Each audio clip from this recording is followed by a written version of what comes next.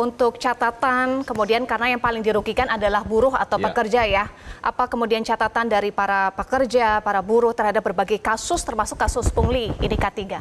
Ya, jadi memang sebenarnya ini sudah lama sebelum 2019 juga ya, dan sudah terjadi ya.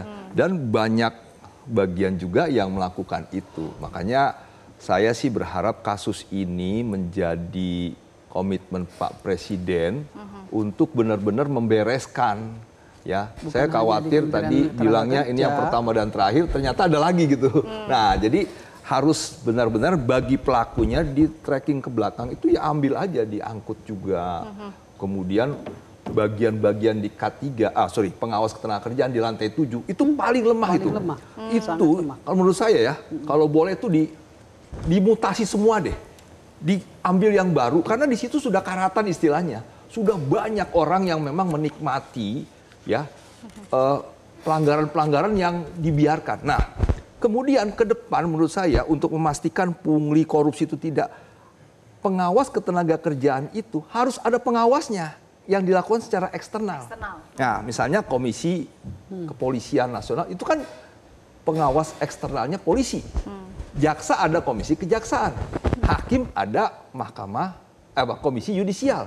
Pengawas ketenagakerjaan kita itu nggak ada. Dia atasannya aja, kalau atasannya bilang oke, selesai semua. Nah, menurut saya ke depan untuk menghindari meminimalisir dan menolkan yang namanya pungli, korupsi, pemerasan dan sebagainya, pengawas itu harus diawasi. Masyarakat dibuka ruang untuk melakukan laporan.